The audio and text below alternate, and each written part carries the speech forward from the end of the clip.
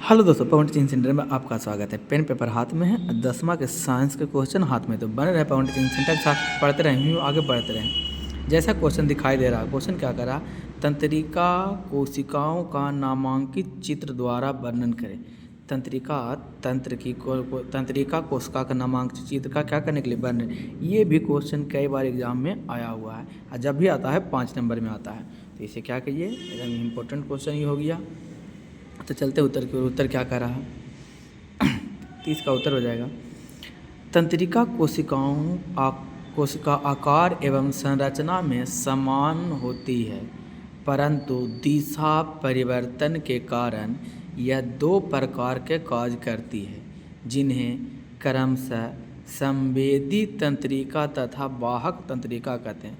जिन्हें क्रमशः संवेदी तंत्रिका या वाहक तंत्रिका कहा जाता है।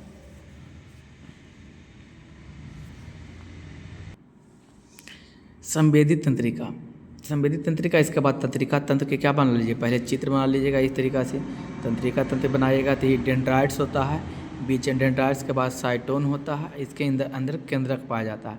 केंद्रक होता है, ये होता है जो क्या कहलाता है, एक्सॉन कहलाता है। एक्सॉन के बगल में होता है जो श्वसन कोशिका होता है।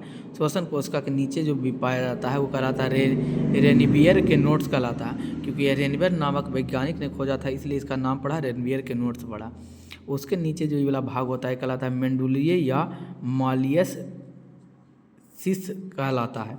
उसके नीचे होता है एक्सॉन होता है। क्वेश्चन पूछेगा तंत्रिका तंत्र किससे जुड़ा हुआ रहता है, एक दूसरे से, एक्सॉन से जुड़ा रहता है। एक्सॉन के नीचे जो सूत्र रेखाएं जैसा संरचना है, इसे कहते हैं सूत्रगाठे या सूत्रयुग्मन गाठे कहलाता है। इसी को तंत्रिका कोशिका या न्यूरॉन भी कहते हैं। इतना चित्र बना लीजिएगा। चित्र बनाने के बाद फिर क्या कीजिएगा, यहाँ से लिखना स्टार्ट कीजिएगा। क्या है, फिर संवेदित तंत्रिका कोशिकाओं की ताराकृत रचना में अन्नक द्रुमिकाएँ डेंड्राइट्स होती है।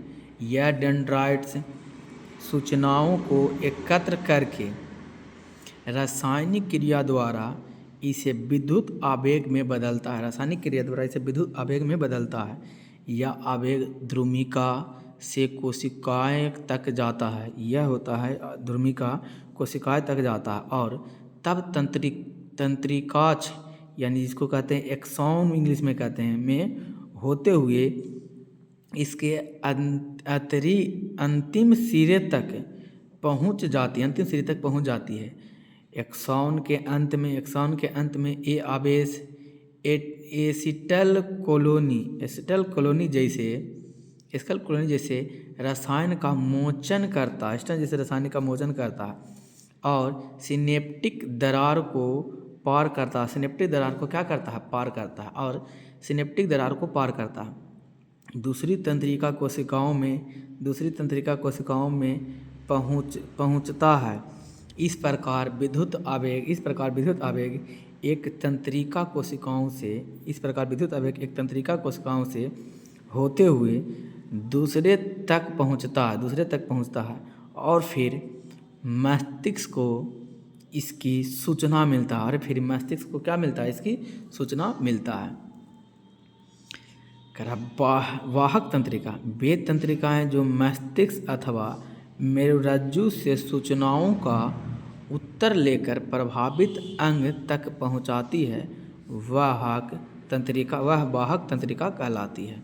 कौन देने योग्य बात, ध्यान देने योग्य बात, कौन है तो क्लियर है।